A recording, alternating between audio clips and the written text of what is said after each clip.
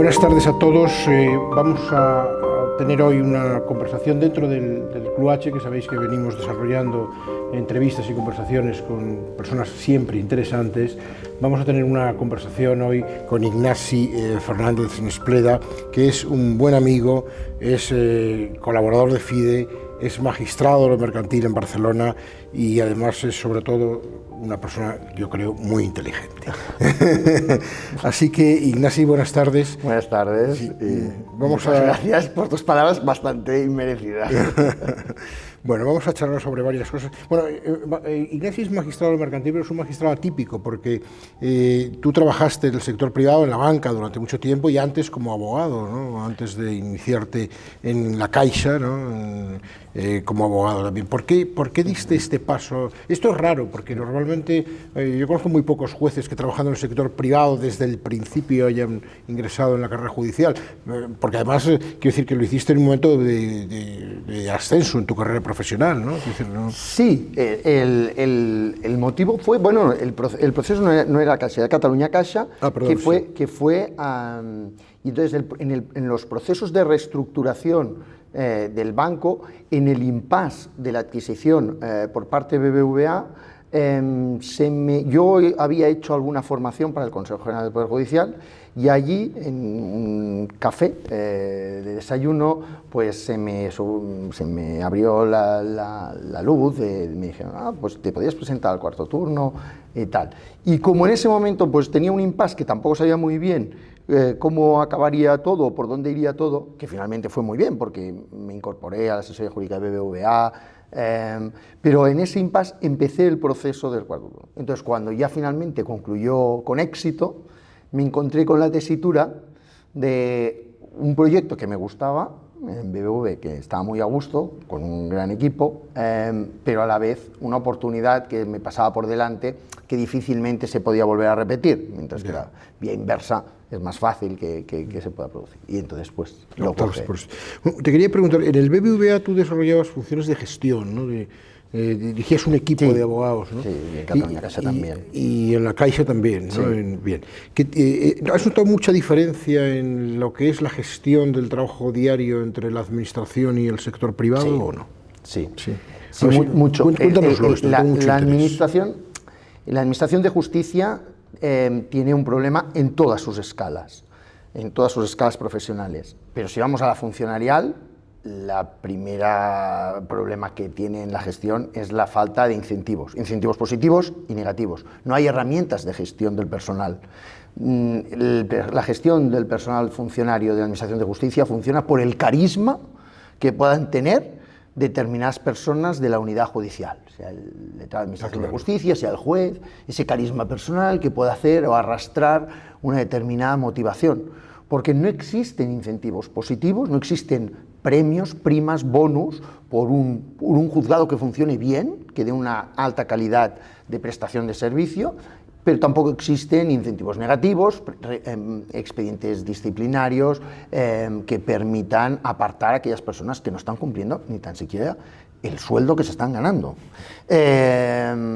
Y entonces, claro, si no hay herramientas de gestión, lo fiamos todo al azar, al carisma que pueda tener, la buena voluntad, la profesionalidad, es un elemento, todo elementos subjetivos que son azarosos en la medida que pueden recaer en un sitio y no en otro. Además no se pueden... Esto del carisma está muy bien, no lo había pensado, pero yo creo que es una explicación muy plausible, es que no se puede mantener en el tiempo. Quiero decir que esa legitimación carismática no se puede prolongar. Bueno, quiero decir que eso bien, pues puede darse en alguna circunstancia, pero no puede funcionar una estructura así, ¿no? Y luego el tema, hay un tema también sobre el que quería preguntarte, que es el tema es más estrictamente jurisdiccional, sobre la formación de los jueces en el ámbito mercantil.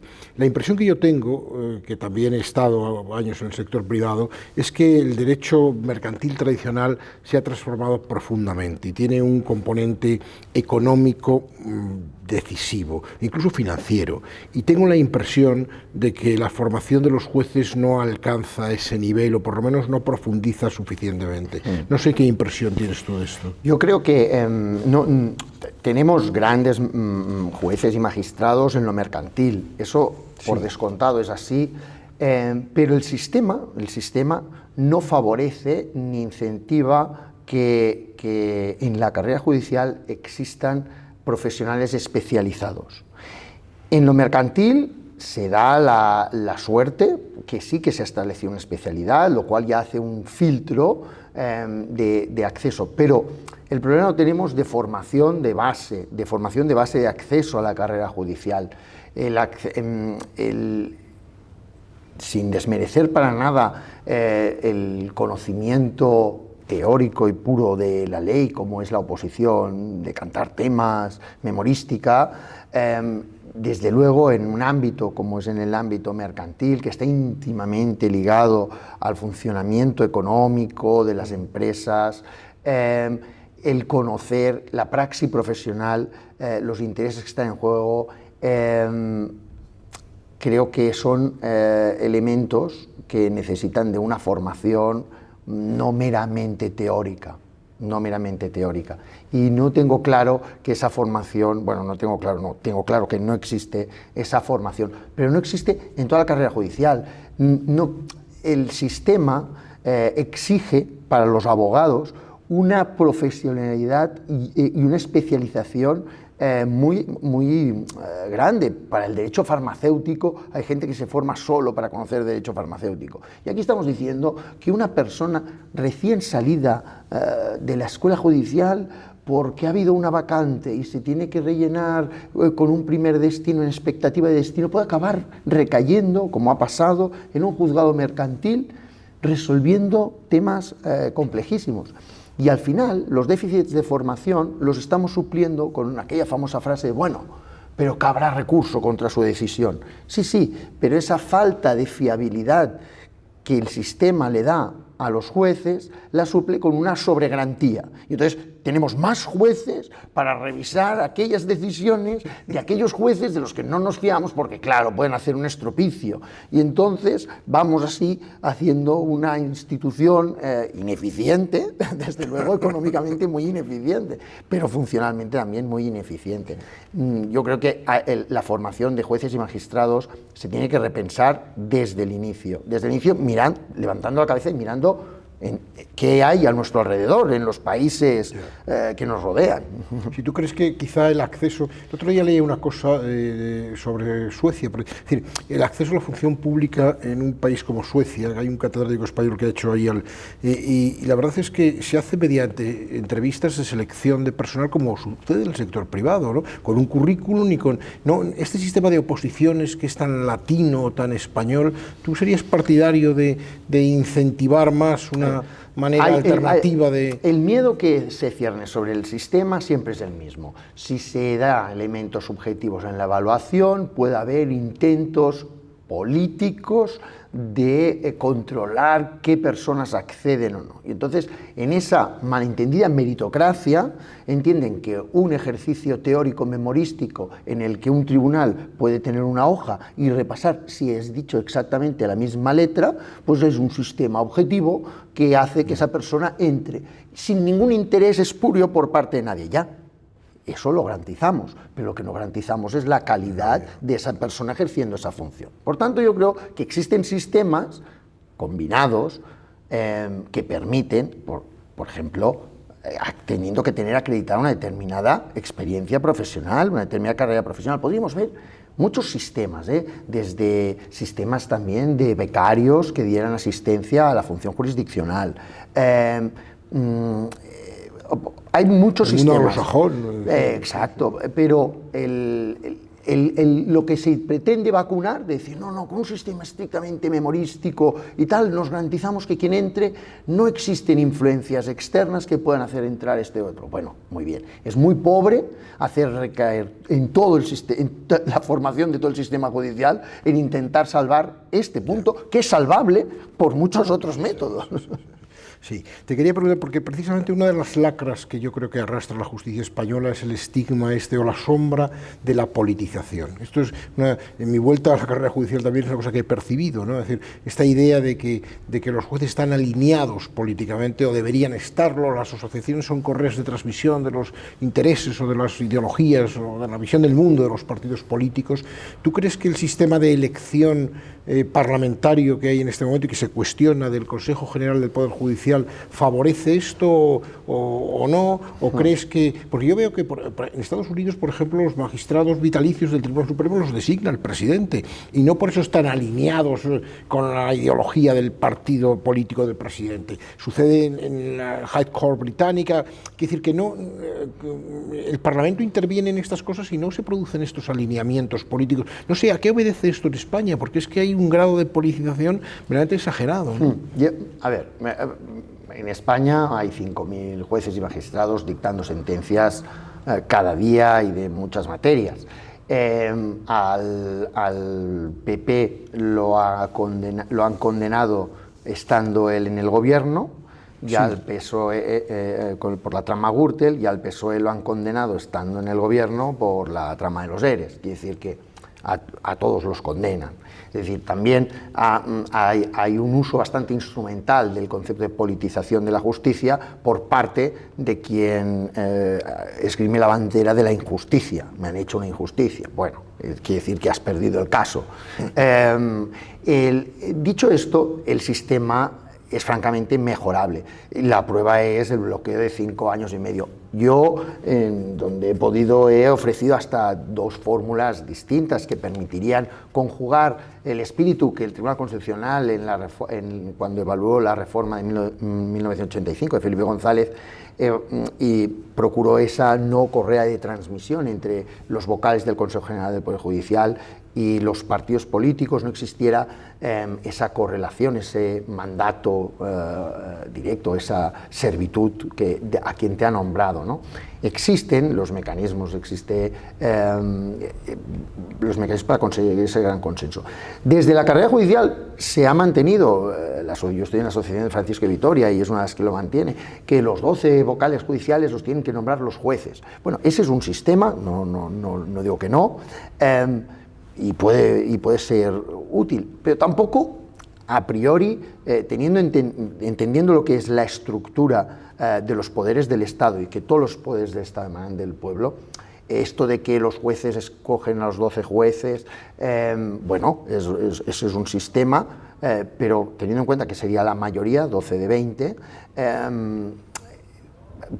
me suena, a veces me chirría, porque es como si dijéramos que los policías tienen que escoger al ministro del Interior o los médicos al ministro de Sanidad, porque los intereses, teniendo en cuenta que el Consejo General del Poder Judicial no es el que dicta sentencias, sino es el que organiza el funcionamiento del sistema judicial, es que a lo mejor los propios implicados no son los mejores para decidir eso, en la medida que sus intereses no son los mismos que los de la sociedad. Es decir, la sociedad puede tener una determinada expectativa o demanda del Poder Judicial que el Poder Judicial no se demande a sí mismo. Con lo cual, es un poder del Estado cuya organización se debe, como no puede ser en una democracia, al pueblo. ¿Por cuál? Por una vía indirecta.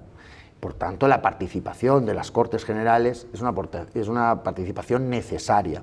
Y la despolitización pasa primero por una mayor objetivación del nombramiento de los magistrados del Tribunal Supremo y las presidencias del TSJ y de las audiencias provinciales, con parámetros más objetivos, más tasados, más reglados, que sea menos discrecional, y por parte también de una elección más consensuada de los vocales del Consejo General del Poder Judicial, como podría ser, yo lo propuse, salió publicado, el que si se tienen que escoger 20 miembros, en vez de 20 se escogen 25 o 24, y de esos 24, por azar, por insaculación, salen 20. De esa manera se fuerza a las partes a tener que buscar perfiles consensuados. Sí, porque hay un elemento de riesgo. Porque, claro, no saben si va a salir el tuyo o va a salir el mío, y por tanto no pueden hacer ese cálculo aritmético. Esta es una de las cosas, precisamente,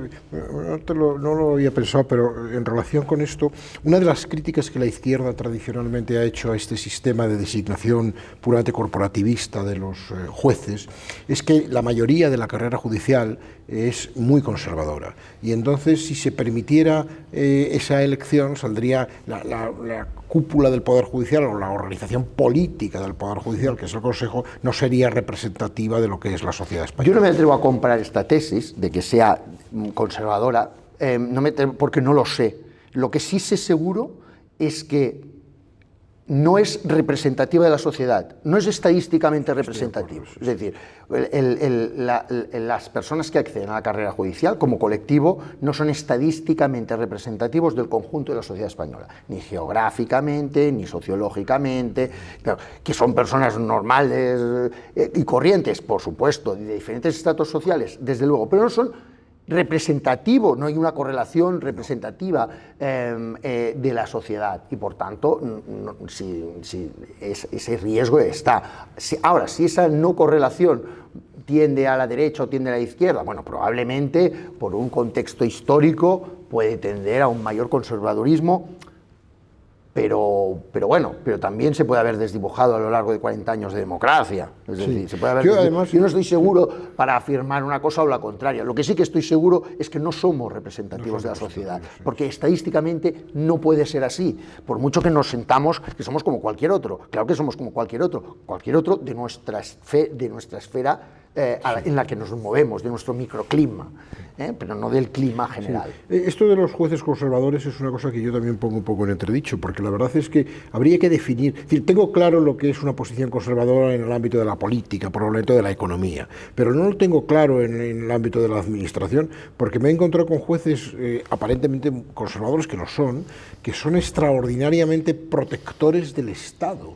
Es decir, que hay una cierta contradicción en esto, porque normalmente las personas más conservadoras o más liberales, bueno, son partidarias del mercado, son menos ortodoxas, menos rígidas, pero en la administración sucede el fenómeno contrario. Los jueces más conservadores son entusiastas partidarios del control de la administración y de la desconfianza hacia la sociedad civil, con lo cual ahí los parámetros están un poco alterados. Es una cosa que me llama poderosamente la atención. Incluso en materia económica hay una cierta desconfianza hacia el empresario, los bancos, es decir, los grandes... Hay sesgos, de este tipo. Hay sesgos muy agudizados en algunos... yo he criticado mucho, y me vale para diferentes ámbitos, para un lado y para otro, lo del juez militante. El juez militante yo lo identifico mucho en las cuestiones prejudiciales. Las cuestiones prejudiciales al TJUE. Tú te lees una cuestión prejudicial del TJUE y entonces dices, no, es que este juez no está preguntando una duda honesta. Este juez lo que está es militando su tesis. Como no está de acuerdo con la tesis del Tribunal Supremo, lo que hace es hacer un recurso como si fuera un recurso de alzada al Tribunal Supremo, al TJUE, respecto de, oiga, usted no tiene una duda, usted lo que no le gusta es la tesis del Tribunal Supremo, eso es un juez militante, y esa militancia pues la vamos viendo en diferentes. Bueno, todos podemos, yo el primero, caer en sesgos y que alguien me tilde a mí de militante de una determinada cosa. Lo importante es que seamos conscientes de esos sesgos y luchemos contra ellos cada uno. Tuvimos una sesión hace poco con Ignacio Sancho sobre los sesgos y era muy interesante, pero a propósito de esto que has dicho, te quería preguntar por algo que está muy de moda, que es esta especie de activismo judicial consciente, esto de lawfare, ¿no? Es decir, que ¿tú crees que este fenómeno se da en España? En otros países sí que se ha apreciado. Leía hace poco algo sobre en Estados Unidos. Bueno, es distinto el sistema, pero bueno, ¿tú crees que hay jueces que hacen política a través de las resoluciones o que ¿cómo ves esto? Es una pregunta, es una pregunta complicada.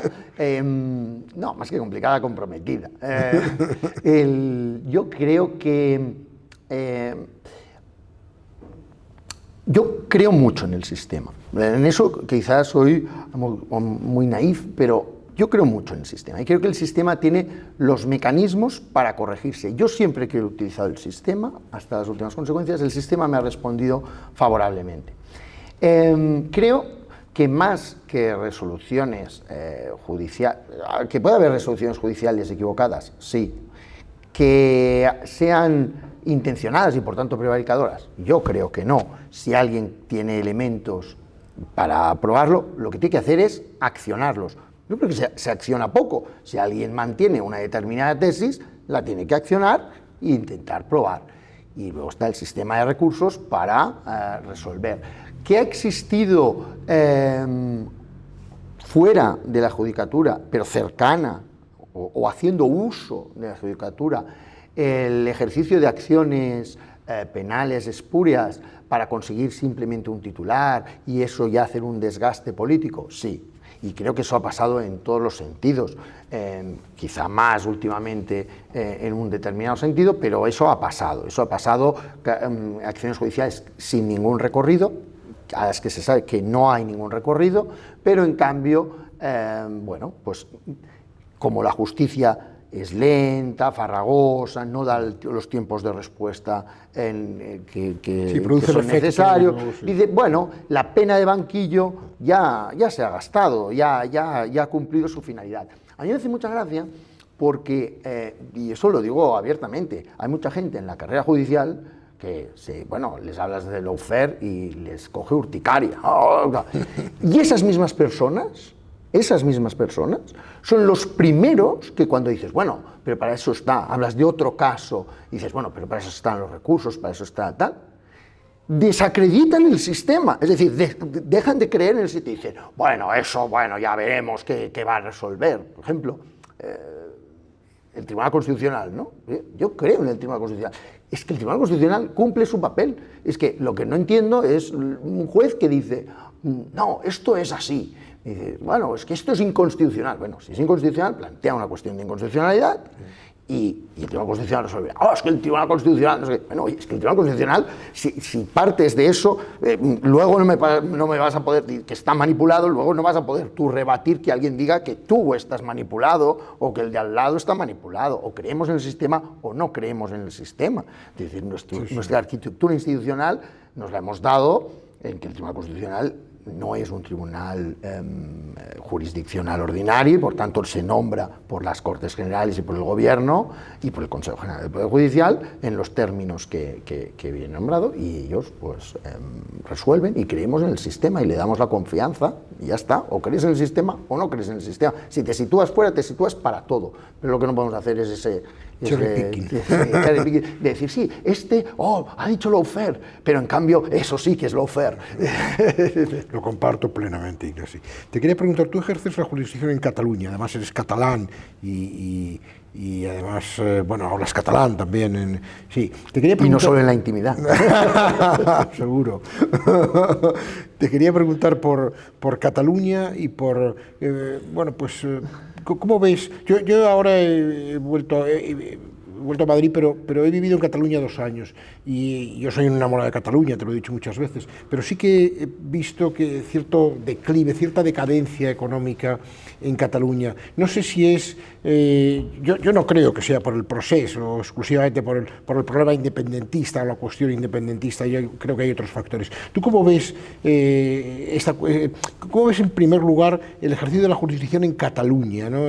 La función judicial en Cataluña con estas dificultades que están surgiendo con el tema de la amnistía y la situación económica de Cataluña? Si percibes esta decadencia también y si la atribuyes a factor. Yo abiertamente te lo digo, yo creo que el proceso de intento de ruptura con el Estado del año 2017 fue gravemente negativo para Cataluña. Es decir, no creo ni que un independentista pueda decir que le dio frutos positivos en ningún sentido. Es decir, fue negativo para todos, para unos y para otros, fue negativo para todos. Y ese empobrecimiento institucional generó inseguridad jurídica, y es cierto. Y bueno, puede haber mucha leyenda urbana de que sí hubo llamadas para cambiar empresas. Yo creo que los accionistas de las empresas y de las grandes empresas, porque alguien se debe pensar que todo es un compadreo de 4 personas que están en el poder y que uno puede llamar y decirle a CaixaBank que cambie su domicilio, pero es que detrás hay grandes fondos de inversión internacionales que no se mueven por el amiguete de este ni el otro, se mueven estrictamente por intereses económicos, y si creen que hay un riesgo jurídico en estas empresas, y el grupo Volkswagen considera que puede haber un riesgo, pues moverá SEAT de domicilio social, y si lo considera Caixa y se lo considera gas natural, y porque trasciende el amiguete. El que cree que eso ha sido una cuestión de amiguetes. Ese cambio de domicilios sociales responde a una generación de inseguridad jurídica. Y no porque lo diga yo, es que el mercado lo dice. La deuda pública de la Generalitat de Cataluña era bono basura. No lo compraba nadie. O sea, los bonos griegos del año 2012 valían más que los bonos de la Generalitat. Eso es así. De hecho, todavía no ha podido sacar ni una emisión y estamos... Con el respaldo del Estado. Ya han pasado, claro. Y eso es ¿por qué? Porque no generaba la confianza. Luego, el empobrecimiento. Yo también creo que ha habido otros factores. Yo creo que lo hemos comentado alguna vez. Yo creo que en Cataluña hay una pérdida de poder institucional en todos los sentidos, del orden público, de los derechos de las personas, el derecho es decir, en Cataluña, voy a dar datos objetivos, es la comunidad autónoma con más ocupaciones de vivienda. La cultura del incumplimiento. La cultura del incumplimiento, exacto, lo habíamos hablado, la cultura del incumplimiento. Voy a decir una tontería, pero es el lugar de España donde hay más trenes pintados, es decir, hay más grafitis, tal, que el otro día oía que costaba 50 millones de euros la reparación bueno, una barbaridad de reparaciones entonces, claro, dices, bueno, a ver, vamos a ver, ¿de dónde viene esa degradación institucional? Bueno, claro, yo creo que sí que tiene una parte de origen en el proceso. Es decir, cuando tu propio gobernante dice, no, la ley no se tiene por qué respetar, detrás no se tiene. Yo no tengo. Cuando empezamos con los conceptos de esta ley no es legítima, yo determino la legitimidad de las leyes, porque claro, cuando dices que una ley no es legítima, ¿quién fija entonces la legitimidad? La fijas tú, ¿no? Tú dices lo que es legítimo y lo que no lo es. Entonces, claro, eso la gente lo ve y dice, pues es que las leyes no tienen por qué ser legítimas. Entonces yo también determino que un determinado comportamiento, pauta de comportamiento que nos hemos dado entre todos mediante la ley, pues no tengo por qué respetarla, porque no es legítimo, porque la legitimidad la establezco yo, ¿no? Y en esa pérdida de legitimidad, pues se va multiplicando la cultura del incumplimiento. Los EPIs, la exoneración del pasivo insatisfecho. Cataluña es la primera comunidad autónoma, pero de mucho, doblando Andalucía en solicitud de exoneración. Oye, ha sido interesantísimo y no estoy seguro, de verdad, me he divertido mucho, he aprendido mucho y estoy seguro que a todos os ha interesado mucho. Muchas gracias. Gracias a ti.